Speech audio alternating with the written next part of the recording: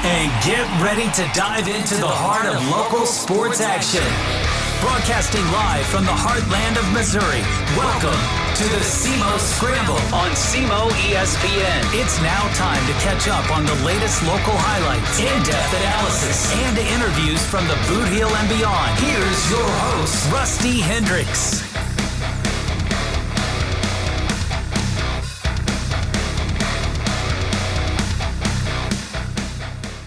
Welcome in. It's the SEMO Scramble here on SEMO ESPN Radio, 1220 AM, 93.5 FM, and online, SEMOESPN.com. Happy holidays to you. Our final show before the Christmas holiday. Next weekend, guess what? We're going to have right here on this channel the Southeast Missourian Christmas Tournament. We do it every year, all 26 games jam-packed into 4 days. Every single game will be right here on SEMO ESPN, your home for the SEMO Christmas Tournament. So that'll be a lot of fun. We'll talk about that maybe a little bit here in a little bit. We are going to start with some high school hoops. On the girls' side, we'll get into some college football. Did you watch that Alabama-Oklahoma game last night? Some NFL matchups, a couple of games going on today as well. So should be a lot of fun. Sit back, relax, and let's have a little chat, shall we? Let's start with a little holiday classic, the First State Bank Holiday Classic there at the Show Me Center for some girls hoops. You kind of thought on paper, all right, it was going to be Jackson and St. Vincent, and that's exactly what happened in the championship game. And a thriller there. And, hey, the voice of the tournament, the PA announcer, Ryan Tate, joining us with a perfect courtside view of that tournament. Ryan joins us this morning. Of course, he does some work for us for some Jackson sports as well. Ryan, how we doing, brother? Doing well this morning. How things going, Rusty? Doing well. So, hey, what do you got going for Christmas? Let us know kind of, some things, some plans for you. Any Christmas traditions? Any plans this weekend? What do we got going on in the Tate household? I'm a lot more ahead than I have been in years past in terms of buying gifts. I think I'm actually just about done, which for me is really good considering we're about 5 days away from Christmas. But it was, it's just, make sure we have a nice breakfast Christmas morning, open up all the gifts. We've got, quite a few family gatherings we try to go to. I'm not real happy with the fact that it's looking like it's going to be 70 degrees around here on Christmas Day. I'm one of these guys that actually does want to see it cold, maybe a little dusting of snow, for that Christmas feeling. But, this time of the year, it's always been a lot of fun for us, and we really enjoy the Christmas holidays. Very good. So are you going to be helping prepare the Christmas dishes? Absolutely. Yeah. All right. I've been instructed I have to make a brisket for the family gathering Christmas Day, and then we'll, I think we kind of tag team who does a Christmas breakfast, some sort of eggy casserole. Oh, yeah. Love it. Love it. Yes. Well, like I alluded to earlier, you were there to watch that championship game of the FSCB title, and Jackson ending a 9-year drought, getting the victory. That was a thrilling game. I mean, kind of back and forth a little bit. Jackson led for a little while. Then St. Vincent took the lead. It was tied late. And then Jackson had the ball late in the ball game. A missed three in the corner, then wouldn't you know it, Addison Henderson with a little putback just kind of plopped right in their hands and able to put it back just with a couple seconds left. And Jackson gets the victory. What stood out to you with those two teams going at it on Thursday night? The thing that I took from it was the fact, these two teams, these are two high-level teams. These are the two best teams in the area.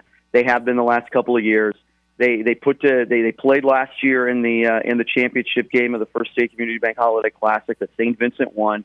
And the thing I took from it was I wish these two teams could play multiple times. Could we get a series this year? Because if they did, they would help themselves in March and February when it comes playoff time, because they will just raise each other's games to a point that it would just help them out immensely. Jackson's going to want to press. They're going to want to use their athleticism, get easy baskets, really turn up the pressure on teams. And St. Vincent is an experienced basketball team. They've got a lot of seniors across the board who aren't going to be scared of any situation, and it really showed those contrasting styles in this game. It was fun to watch.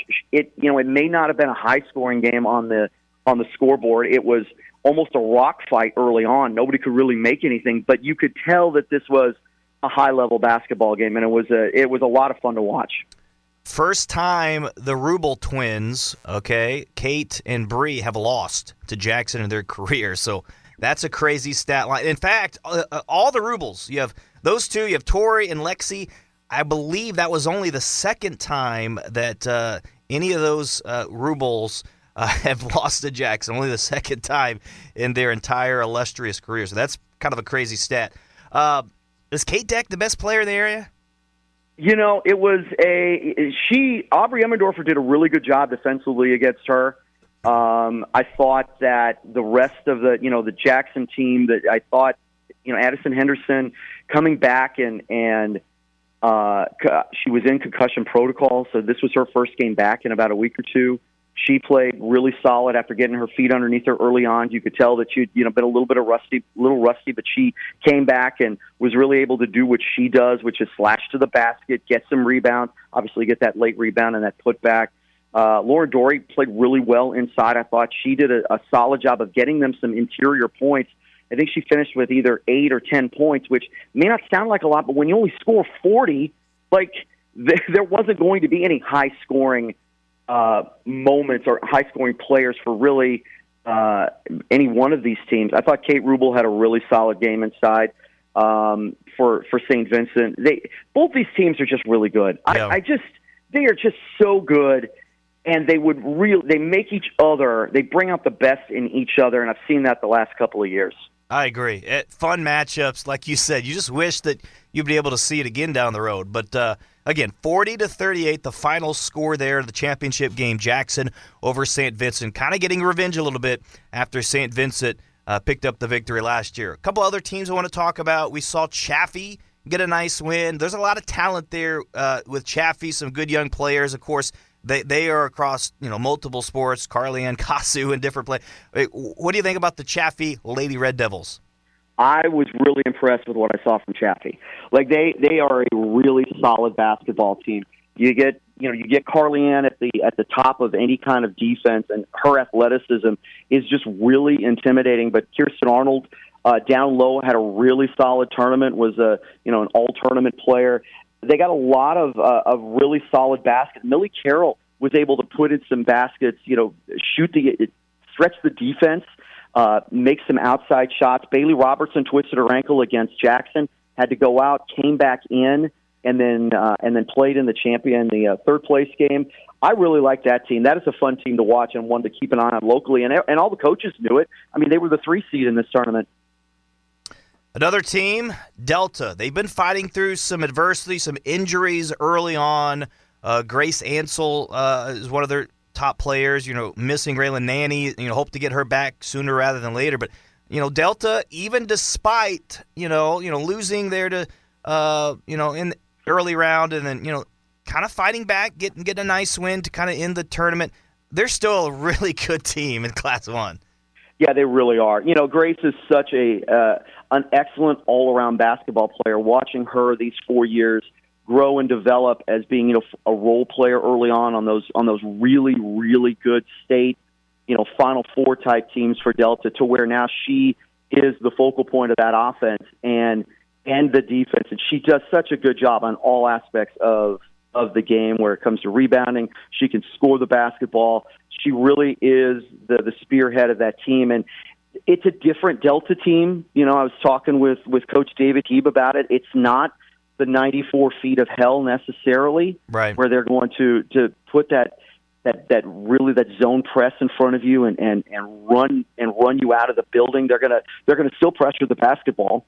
Lily McDonough's a freshman, and she's going to pressure the basketball 94 feet. They're still going. Most of the team will still pressure the ball 94 feet, but it's more man-to-man. they look different, and I complimented, Coach Heeb and Coach Nichols about the fact that they were able to look at their team and kind of change it up. It's not just the system. They changed up their team based on their personnel, and they really played well. It was surprising. I wasn't able to see the Perryville Delta game because that game was in Delta while I was doing PA at Saxony, and it was surprising when that score came up, like, here's your final, Perryville beats them. But they're still they're a fun team to watch, and they are so well coached. They run the system that they run the plays that they have. They run them well. They run them hard, and they're a tough team to play. Yeah, they get healthy. Watch out down the stretch. And again, a Class 1 team. They're still going to be really good. Hopefully, they can make a run this year. All right, moving on to a little college athletics. Last night, opening game of the college football playoff, Ryan. Again, talking things over with Ryan Tate, joining us this morning here in the SEMO Scramble. Alabama, of course, they were a part of a lot of talk. Some people didn't think they deserved to be in the college football playoff. They kind of got in ahead of Notre Dame and some others. Look, Alabama, Oklahoma already played this year. Oklahoma got a victory over Alabama. And you thought early in this game, the way it went, Oklahoma was up 17-0. You thought, okay, well, they may run away with this one.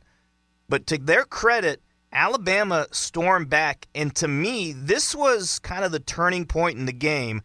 It was 4th and 2, with 7:03 on the clock in the second quarter. Again, it was a 17-0 game at the time. 4th and 2, this is what happened for Alabama. 1. Simpson looking, finding.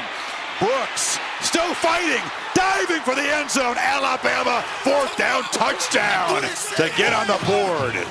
Lazir Brooks, the true freshman, keeps Alabama's hopes alive here on the road.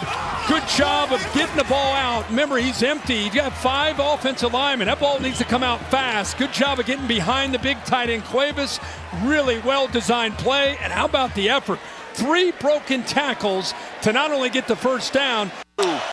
So how about that? Alabama got the touchdown. They ended up tying it at halftime, Ryan. And then obviously in the second half, to me, the defense really stepped up for Alabama. Their defensive line getting pressure on Mateer. And then, Simpson made some big-time throws to some receivers there in the second half, and Alabama was able to complete the comeback. What were your thoughts on that game? I am so glad we're at a point in college sports and in the NFL where there was a time when a team was down 17-0 and was facing a 4th and 2 deep in someone's territory that a coach would just kick the field goal. Hey, we got to get points on the board. We're going to need a field goal anyway, blah, blah, blah. No, you have to try to win the football game. Alabama realized that 4th and 2, down 17-0, they need 7. They don't need 3. And by going for it, it gave them a chance to win the football game. And then they get some help.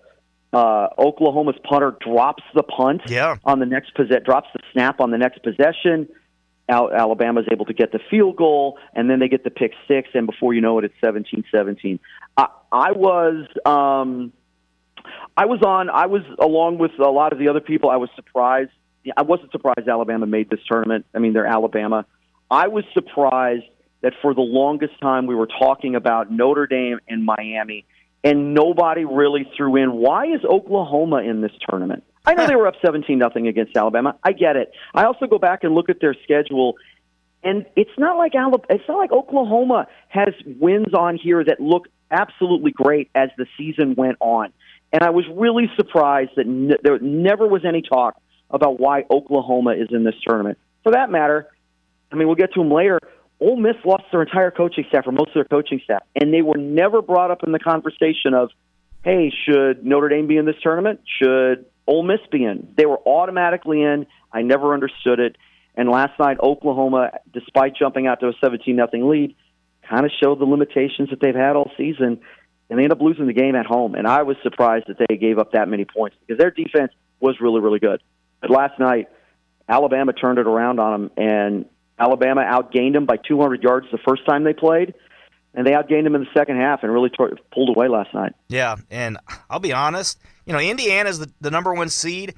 I think they got a tough road to get to the championship. Alabama, and then potentially got either Oregon or Texas. I mean, good grief, good luck with that.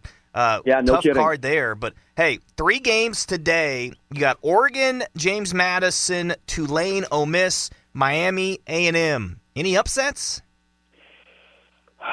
Maybe Miami A&M. Maybe.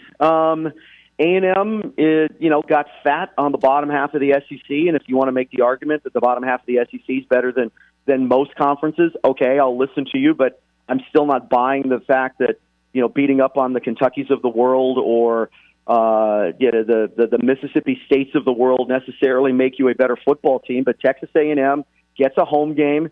They were exposed a couple of weeks ago against Texas. And now comes Miami. I don't know if Miami's any good. I haven't bought into Miami either. I know. I've never I'm been a with you. Carson Beck guy either. But you have these 2 teams that have never really been in this spot, and it'll be an interesting football game. Obviously, there's 100,000 people at Allen Field there or the Kyle Field there in Texas A&M is going to make it for a very difficult road game for Miami. I'm not saying Miami's resume is great either, but if I had to pick one, obviously it's going to be Miami because I don't think Tulane or James Madison are going to be able to hang with Oregon and Ole Miss. Yeah, I mean, the storyline there, I mean, the defensive lines for each team is insane. Both Miami and A&M have great defensive lines and pressure. To me, it's going to be, okay, what quarterback could step up? Carson Beck or Marcel Reed for A&M? And I give the edge to A&M, number one, because they're at home, but number two, Reed can get out of the pocket and use his legs, in scramble situations. Beck is not that guy. We'll see. I know a lot of people love Miami as an upset pick. I don't really. I like A&M. And the other 2 games, I think it could be close, maybe early, but I just don't see Tulane beating Ole Miss, and I don't see James Madison beating Oregon. But we'll see. Maybe there'll be some competitive games. But anyway, I am excited, kind of for the next time. New Year's Day. I'm excited for those games because then I think we're really getting into the meat of things, and I think we could have some very good games as well. It's interesting. It's going to be interesting to see what it's like, what Ole Miss looks like. I get it. Their defensive coordinator's their head coach now. I get it. They have their offensive coordinator back. But let's be honest. Lane Kiffin's their offensive coordinator. And Ole Miss historically has not been in this kind of a spot. I'm not saying that Tulane's going to beat them, but Tulane did kind of hang with them a little bit in the first game. It was the first game. Chambliss was going to be the starting quarterback, and so they've got a lot of tape on him now. Again, I'm not predicting that Tulane's going to go into Vaught Hemingway and beat Ole Miss. No chance. But can they keep it closer than 17.5 points? Maybe. Yeah. Yeah, Maybe. and you make a good point. I mean, it'll be interesting to see, okay, how efficient, is the offense going to be running? Are they going to be clicking on all cylinders, or is it going to take a minute for them to kind of get going with a new play caller? So that is something to, and what happened, to keep an eye on. Pete Golding's never been a head coach at any level. He's always ever been a coordinator. What happens if, I don't know, Tulane goes up 7-0, or Ole Miss goes 3 and out their first couple of possessions? You don't think that it's going to make for a very interesting situation? Now all these fans are looking around going, what's going on here? Yeah. That would be the scenario. Will Tulane win? No. But that would be the scenario. That would make for an interesting scenario. For sure. Ryan Tate with us just for a couple more minutes. I want to round things out, Ryan, talking a little NFL. Look, both of us are part of the River Radio Pick'em Challenge. We do every week. We do our picks for online with the different NFL matchups, different things like that. And unfortunately, I do have to admit, you are the leader of the pack in that. You are kicking everybody's butt in the picks. Thank you. I say that on the front side, so we're going to go through some of these matchups and say, you should probably fade me and go with you. So I say that on the front side here, okay? But look, that was a really good game the other night. Seattle and the Rams, we both missed that pick. But nonetheless, that was a really good game. I think those two teams are going to be fun in the playoffs. A couple other games, some Saturday games here we'll take a look at. Philly and Washington, and then Green Bay and Chicago. I picked the Bears to win today. I like them because they're at Soldier Field. You still have Green Bay. They're fighting, for their playoff spots. Why do you like Green Bay today? I can't quit Green Bay. I'm well aware of what happened with Micah Parsons. I'm well aware of what happened with Christian Watson. I watched both of them go down in that game against Denver, and I'm like, my Super Bowl pick, the Green Bay Packers, just lost two of their best players. How can I pick against Green Bay? How can I pick Green Bay in this situation? I guess I'm not still sold on the Bears. They've done a lot of good this year. Again, Ben Johnson came in. It shows what coaching does in the NFL. He comes in. He's able to allow Caleb Williams to be Caleb Williams. I just want to see more from the Bears because they did beat up on some bad teams this year, and I want to see them. I want to see them do it. They don't. I don't think. Again, correct me if I'm wrong. I'm not sure Rome Odunze's playing. I don't know if Luther Burden's playing. The rookie from Mizzou. I got to check to see what the injury report looks like. Not sure. The game is in Chicago. It's going to be cold. We're going to have a little bit of weather. But at this point, Green Bay has done really, really well against the Bears and really, really well against Ben Johnson the last few years. And we'll see how much talent that the Packers have on the field. I think they got a lot. Can they get out of the NFC now? Probably not. Not without Micah Parsons. But I'll still take Green Bay. Looks like Rome Odunze is out for the game. DeAndre Swift is expected to play for the Bears. Game time decision for Josh Jacobs. And they are expecting wideout Christian Watson to play for the Green Bay Packers as well. Okay. Any other games as far as this week in the NFL intrigue you at all? You got Dallas and the Chargers. You have, let's see, I think Jacksonville-Denver could be an interesting game. Detroit-Pittsburgh, interesting game. New England-Baltimore, any of those games interest you? It's funny you bring up the Jacksonville-Denver. I'd never, at the beginning of the year, if you'd have said in week 16, how's that Jacksonville-Denver game treating you? Yeah. I probably wouldn't have signed up for that one, but I do want to see another player I can't seem to quit is Trevor Lawrence. I watched him be so good so early that I'm like, there has to be something here. He cannot be a middle-of-the-road kind of quarterback. So going up to Denver, we'll see how Jacksonville does. And, who had Jacksonville at 10-4 this year? I'm not one of them. The other one that I looked at that just kind of, just a glance was oh gosh, I'm drawing the blank. The Patriots and the Ravens. Yeah. Is Baltimore just that done? Are they done? Are we really going to sit here and think that they're done? They might be even favored in that game against New England. I want to see New England on the road. You picked them. See what kind of team see what they can do on the road, because they're a playoff team. So what can you do on the road late in the season? And honestly, Tampa, Carolina. Yeah. That could be interesting. That's for the division. Now, both these teams are hovering around 7-7. They're both 7-7, but yet this is going to be for the division. So there's a little bit of interest there. Can Carolina continue to run the football? Can Bryce Young continue to improve? Can Tampa somehow get healthy? Baker Mayfield start playing like Baker Mayfield. Get Mike Evans back. Ibuka started off so well as a rookie wide receiver and has kind of tailed off here toward the end of the season. So those are a couple of interesting ones that I'll keep an eye on. Ryan, good stuff, brother. You did good. No problem. You did good. Thanks, Rusty. Yeah. I'm always willing to talk some local and national sports with you. Appreciate the time. I appreciate you joining me this morning. Enjoy your holiday. Enjoy time with family, and we'll catch back with you later, man.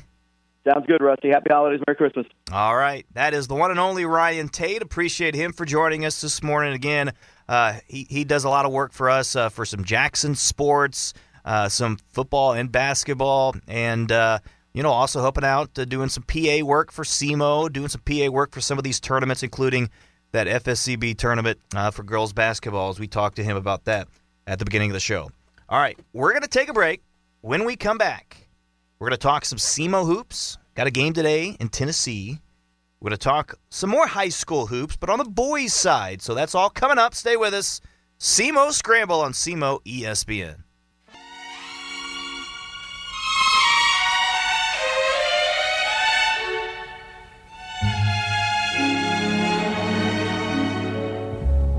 Chestnuts roasting on an open fire,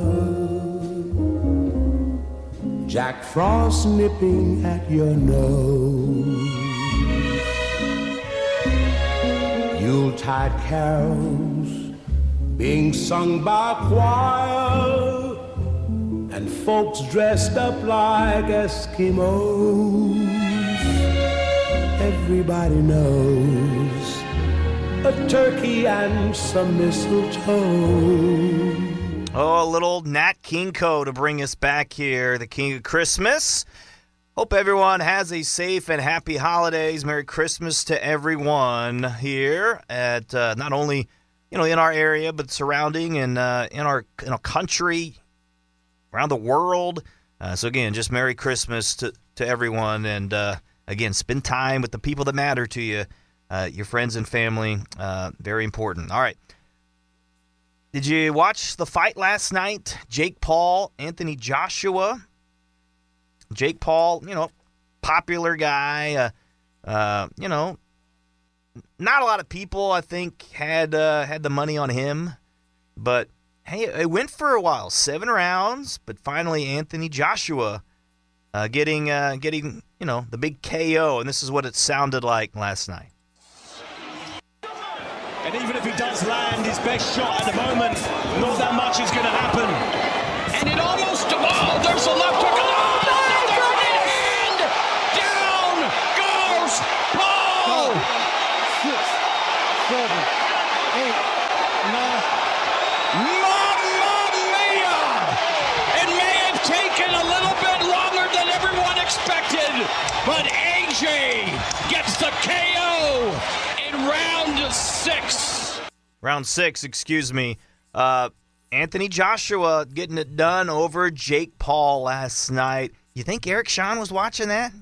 He's the big fight guy, big boxing guy. Think he was watching that last night? Yeah, I'd say probably so. All right, speaking of Eric Shawn, he's going to be on the call today on Real Rock 99.3, our sister station, for some SEMO men's basketball. A doubleheader today. The women and the men will be playing against Tennessee State. They're a solid team. SEMO, tough loss in their last game against Tech on Thursday. They were leading for most of the first half, but Tech took a lead there, and really just tell the two halves. Second half, they took control, and SEMO just couldn't find a way to get the victory. But a chance here, in my opinion. Look. A 2-game swing here in the Volunteer State of Tennessee. If you can get one win, if you can get a win somehow against Tennessee State today, I think you'd feel pretty good about yourself. But again, they're a good team. 7-4 record coming in is Tennessee State. Now, if you look at the OVC men's preseason poll, you had Little Rock first, SEMO second, SIUE third. I think that's probably going to go down. But Tennessee State was fourth, so they were expected to be a pretty solid team, and so far they are. 7-4 record.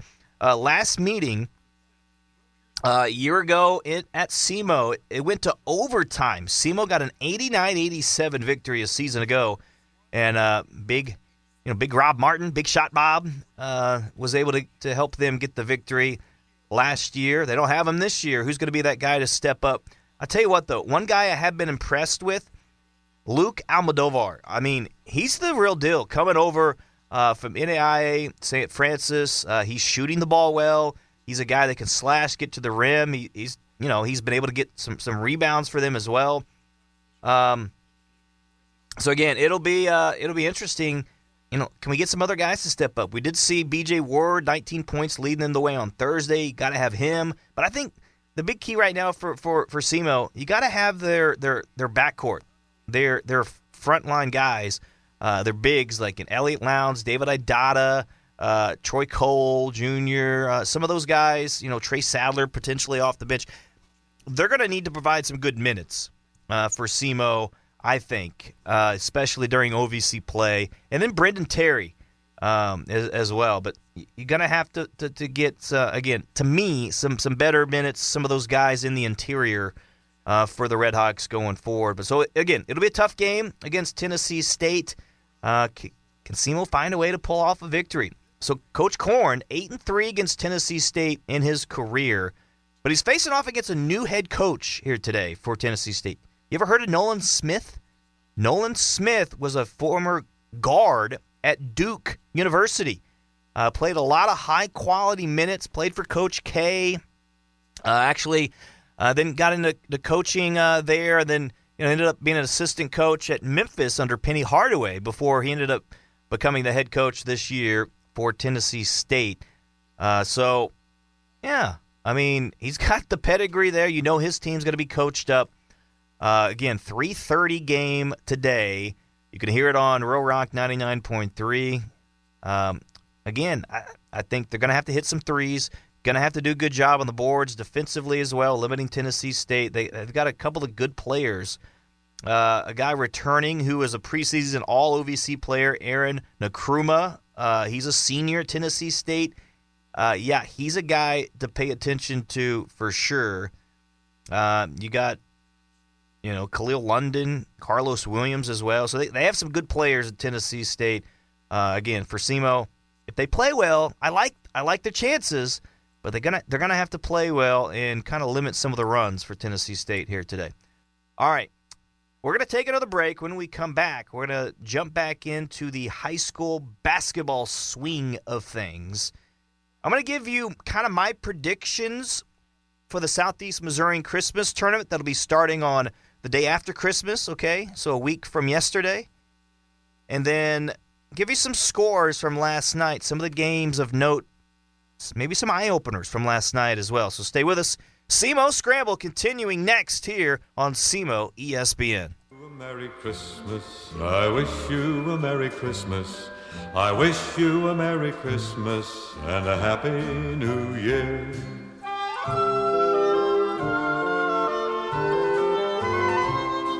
Bring us some figgy pudding. Oh, bring us some figgy pudding. Oh, bring us some figgy pudding and bring it out here.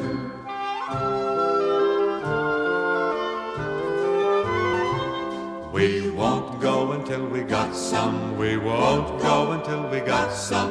We won't go until we got some. So bring some out here. All right, welcome back. SEMO Scramble here on SEMO ESPN. We do wish you a Merry Christmas. Rusty Hendricks here on SEMO ESPN, and from the entire River Radio group, wish everyone a Merry Christmas. You can also check out our sister station, Mike FM, a little Christmas theme music. Check them out as well, mixed in to the playlist there.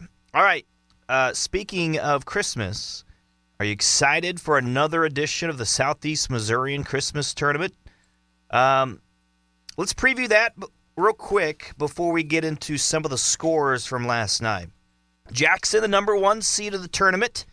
Cape Central is 3. Woodland getting the number 2 seed. Notre Dame 4. Charleston 5. Scott City 6. Bell City 7. Delta 8. Leopold 9. Some good teams in this tournament. I think there's a lot of good small school teams in this tournament this year. Jackson's pretty heavy favorite, I would think. The key for Cape Central and the question for Cape Central is Tashandre Edwards going to be available? I don't know. The last thing I've heard on him is that's kind of a big question mark on if he will play. Didn't play last night against Farmington, and they picked up a loss there.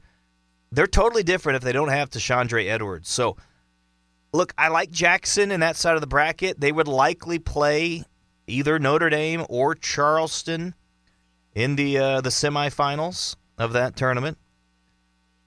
I would give Jackson the edge. Now, I could see potentially an upset there, but, I mean, if I'm picking, I'm going to lean on Jackson. Okay? And then after that, on the other side of the bracket, Woodland and Bell City, that could be a really good game, but I give Woodland the edge. I think Woodland's better. Bell City's really good, though, and they got to get past Chaffee in the opening round. That's a good 7-10 matchup. Then Cape would face off against Scott City. I actually like Scott City. If they don't have Edwards, Cape Central, I like Scott City in that matchup. And that would set up a Woodland, potentially Scott City matchup in the other semifinal, which right now I'd give the edge to Woodland, but that would be one heck of a game, Woodland and Scott City. I think that would be really fun. And then that would probably set up that Woodland-Jackson championship. And, again, I think you would give the edge to Jackson. A lot of it has to do with because of their size and length. However, Woodland's a scrappy team, and they're going to give them, all they can. But, again, to me, it's going to be hard for me to envision Jackson not winning this tournament. Maybe the best out would be in that, semifinal game against potentially Charleston. I think Charleston might have the best chance to maybe nab Jackson in that semifinal. And then if you have that Charleston-Woodland game, that's totally different. Then I think Woodland would have a chance to potentially, win that game. But, again, that's all projecting, looking ahead. I don't know. We'll see. That's what the games are for, right? But excited for the tournament. I think it should be fun coming up. Again, that's going to start 9 a.m. right here on SEMO ESPN coming up, again, the day after Christmas. All right, how about some games last night? Woodland and Dexter, back and forth. It's a Stoddard County tournament game, or not tournament game, sorry, but a Stoddard County conference game. Woodland got the win. They were down all game. Dexter had, I think, built a 13-3 lead early. Will Geatley had like 18 points for them. He led them. I tell you what, Kyle Nichols, the freshman for Dexter, he was right there, I think, with 18 as well. He's good, folks. He's one of the best freshmen around. And they led for most of this game. I think Woodland didn't lead until very, very late. Has been a couple seconds left in the game. Calvin Layton picked up a couple of big free throws. I think he had 13 of his points from the free throw line. Give credit to Woodlands. From what it sounds like, they didn't play their best, but they found a way to scrap out a win. That's a good win against a solid Dexter team. So that's a solid win for Woodland, 64-62 last night. This was a game I was looking at because it is the opening round matchup of the Southeast Missourian Christmas Tournament, that 8-9 matchup. Delta last night with a 74-57 victory over Leopold.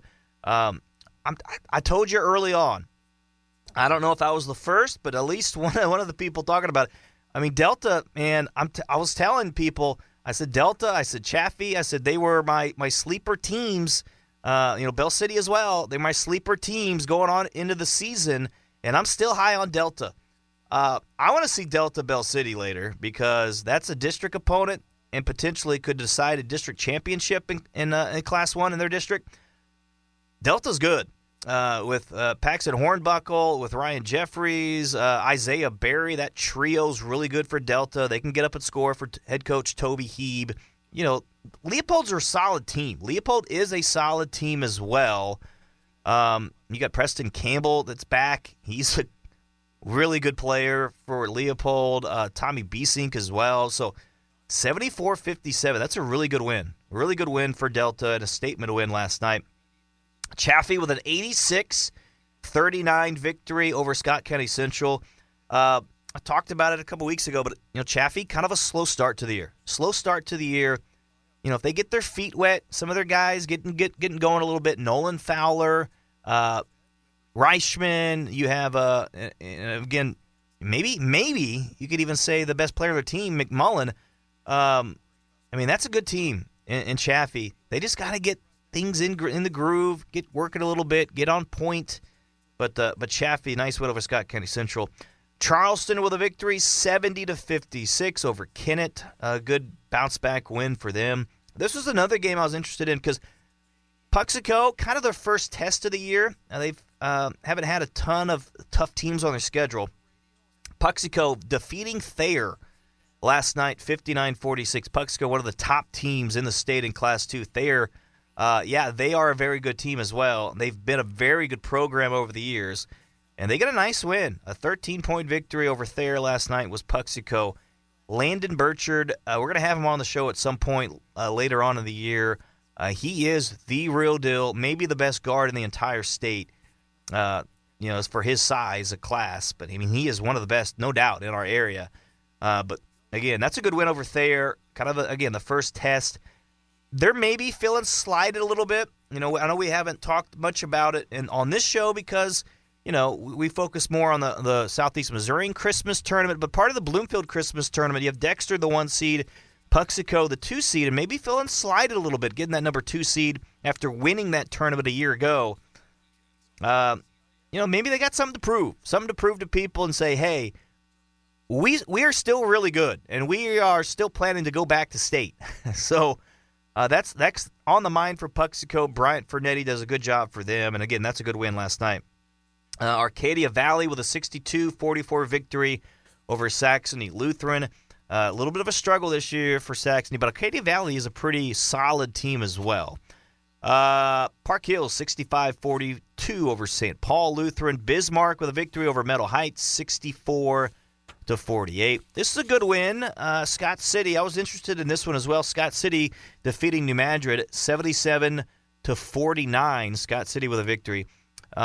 Again, guys like Braden Walton, Caden Lowry, Max Schneider, Jackson Gloth getting healthy and contributing.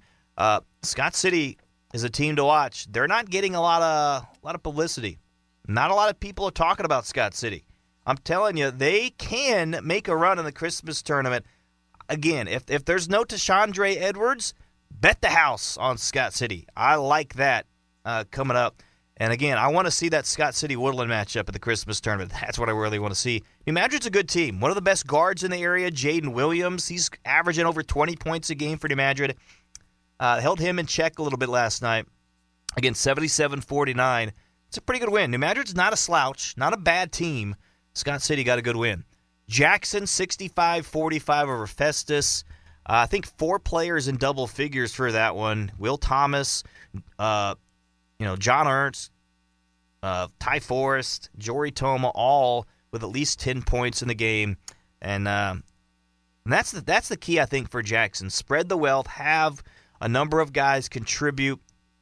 Thomas has kind of taken on that lead role this year. But again, if you can have John Ernst be that consistent, solid player for them, Jackson is going to be tough to beat. This is a good win for St. Genevieve, 69-57. A win over Tate. Tate is a very good team as well. I think they're another team I talked about before that could make a run in basketball like they did in football this year. But I don't know what it is, but they have trouble, whether it be football, whether it be basketball. They do not like traveling up north and traveling to Perry or St. Genevieve County. But for whatever reason, it's been an issue for them. But that's a good win, 69-57 for St. Gen. That's coming off the heels of Hayti falling to Sykeston. Van Buren, 107-29 winners over Ellington. Van Buren, solid team this year. Clearwater, 77-55. They get the win over Zalma.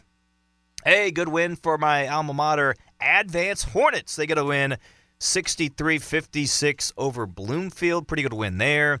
Caruthersville, did you hear about this? They were down in the game. There were some free throws for Huntington, Tennessee. They were up 76-75. Missed free throw. And, Huntington actually made it a free throw, and they got on top. Caruthersville ended up getting the ball out of bounds with just a few ticks on the clock, getting it down court quickly.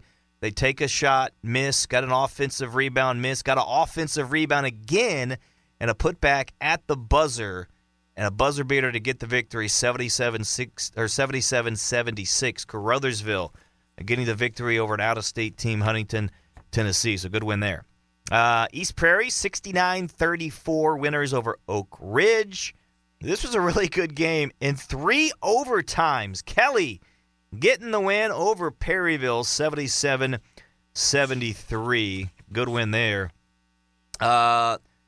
Farmington traveling to Cape Central last night. Farmington 70-46. They're not the same team they were last year, but they're still a solid team. Could be, I think that Farmington Cape Central game that could be the rematch in district play in the semis, in my opinion. You get Edwards back, that's a different story, but Farmington, pretty good team. They get the win over Cape, and they'll have the edge probably as the number 2 seed now because of that victory last night. Fredericktown, 70-56 over Valley Catholic. Fredericktown with a nice win there. And then last night, the game that I was at, Sikeston and Notre Dame. Sikeston winning over Notre Dame, 75-53, cruising to victory. I say cruising. It wasn't like that in the first half. Sikeston had some issues with some turnovers. Notre Dame playing tough, playing hard. I thought they did a good job of handling pressure in the first half. Did a good job of finding some shots, moving the ball around, getting some good looks. And they were hanging tough with Sikeston. It was a 6-point game at halftime, 36-30. And you thought, okay, Notre Dame playing with them at home, got the crowd behind them a little bit. However, a 17-0 run in that third quarter.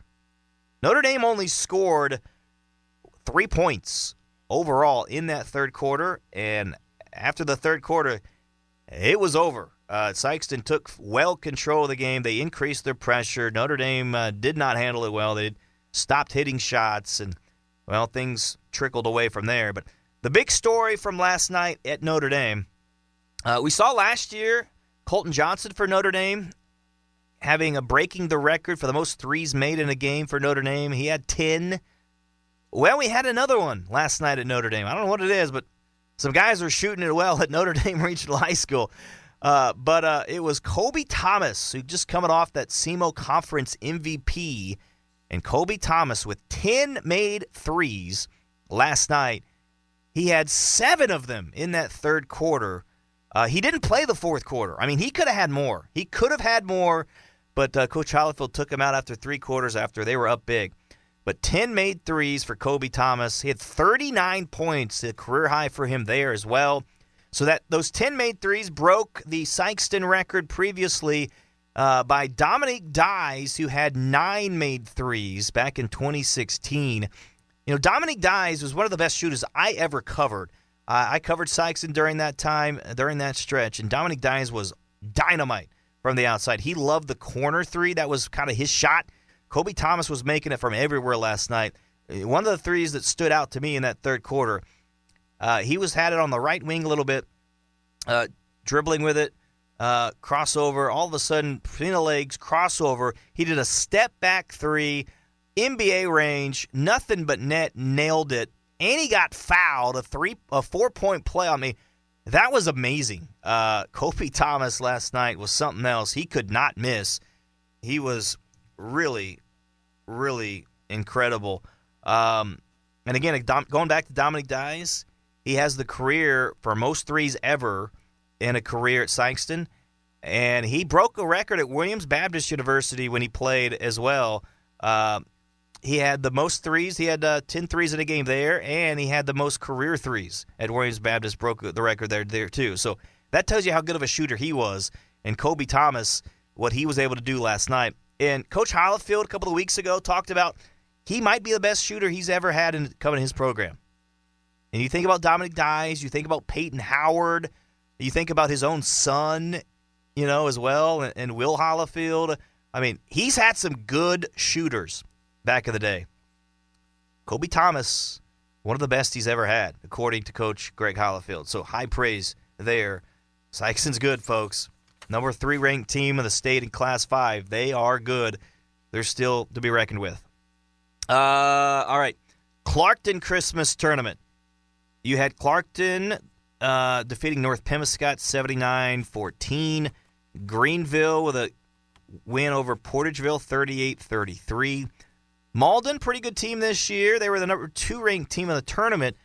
They got the win last night in the third place game, winning 54-48 over Donovan.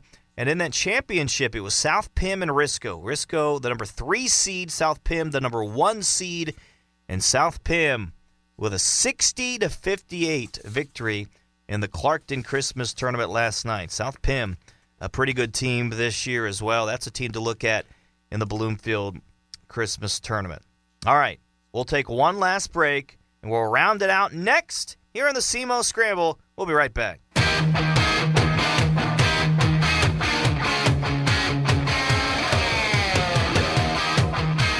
SEMO Scramble here on SEMO ESPN. Couple of good college basketball top 25 games to look at here today. Ohio State, North Carolina. That's a game on CBS, the CBS Sports Classic. That'll be a fun one. St. John's and Kentucky, two really good teams. That's going to be going on at 11:30 this morning. St. John's, obviously the connection there with Rick Pitino, Kentucky. That'll be an interesting game. One of the games I'm looking at, Houston and Arkansas. Arkansas, very talented team, but Houston, one of the top teams in the entire country. That's another game I am looking at here today as well. But who's your best team in college basketball? I mean, Arizona's been really, really good. You have, obviously, Duke. That's up there, one of the best teams. UConn. Purdue. I mean, there's some really good teams out there, and they're starting to round into form as well. So some great athletes. I love college basketball. I love it. And again, I know we talked about it earlier, but excited for SEMO basketball today, both the men and the women on SEMO ESPN. For the women, Real Rock 99.3 for the men this afternoon at Tennessee State. So, folks, again, we won't have a show next week. Christmas tournament. So, again, I want to wish everyone a Merry Christmas. Happy New Year. Thanks so much, and all your support all year long. Go check out the podcast page.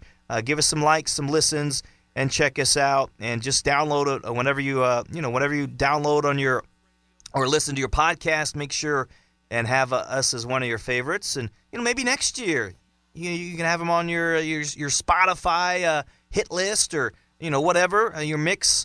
So whatever you do. So again, make sure and check out this SEMO Scramble. Thanks for those that have supported and listened all year long. So, folks, take care. Have a great weekend. Until next time, you've been listening to the SEMO Scramble on SEMO ESPN. You've been listening to the SEMO Scramble on SEMO ESPN. Tune in every Saturday morning from 9 to 10 for a dash of hometown pride and the latest news, scores, and stories that matter most to local sports enthusiasts from the Boot Heel and beyond. Right here on SEMO ESPN 1220 AM, 93.5 FM, the SEMO ESPN app, and SEMOESPN.com.